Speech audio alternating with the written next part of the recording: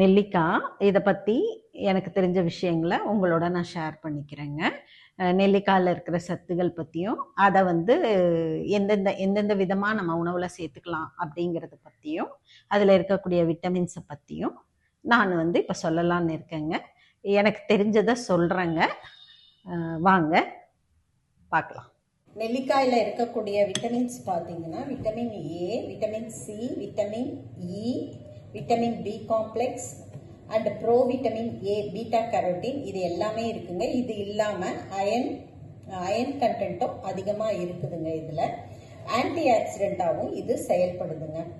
ஐ ஹெல்த்துக்கும் ரொம்ப நல்லதுன்னு இது சொல்கிறாங்க. விட்டமின் சி நோய் எதிர்ப்பு சக்தியை அதிகமாக கொடுக்குதுங்க. இந்த சளி காய்ச்சல் வரக்கூடிய அந்த வைரஸ் கிருமிகளை கூட இந்த நெல்லிக்காய் அதில் இருக்கக்கூடிய அந்த கிருமிகளை அழிக்கக்கூடிய பவர் கூட இந்த நெல்லிக்காயில் இருக்குன்னு சொல்கிறாங்க. விட்டமின் இ பார்த்தீங்கன்னா ஸ்கின் ஹெல்த்துக்கும் ஹேர் ஹெல்த்துக்கும் ரொம்ப ஹெல்ப்ஃபுல்லாக இருக்குதுங்க. ஃபைபர் கண்டென்ட் இதில் அதிகமாக இருக்கிறதுனால டைஜஷனுக்கு ரொம்ப ஹெல்ப்ஃபுல்லாக இருக்குதுங்க. அண்ட் ஆயுர்வேதிக் மெடிசனில் பார்த்தீங்கன்னா இது ரொம்ப முக்கியமான ஒரு பங்கு வகிக்குதுங்க. இதை வச்சு நிறைய மருந்துங்கள்லாம் கூட மருந்து செய்கிறதுக்கு யூஸ் பண்ணுறாங்கங்க. ஹார்ட் ஹெல்த்துக்கும் இது ரொம்ப ஹெல்ப்ஃபுல்லாக இருக்குதுன்னு சொல்கிறாங்க. பிபியும் கண்ட்ரோல் பண்ணக்கூடிய சக்தி இந்த நெல்லிக்காய்க்கு இருக்குதுங்க.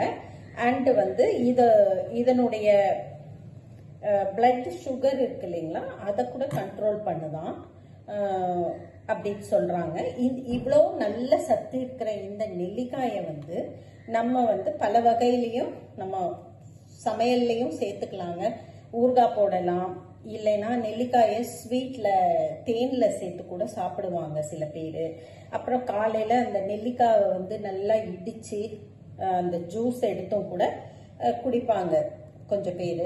ஏதோ ஒரு வகையிலங்க நம்ம நெல்லிக்காயை உணவில் கண்டிப்பாக நம்ம சேர்த்துக்கணுங்க. இது நம்ம ஆரோக்கியத்துக்கு ரொம்ப ரொம்ப ஒரு நல்ல விஷயமான இருக்கக்கூடிய இந்த நெல்லிக்காயை கண்டிப்பாக நம்ம உணவில் சேர்த்துக்கலாங்க.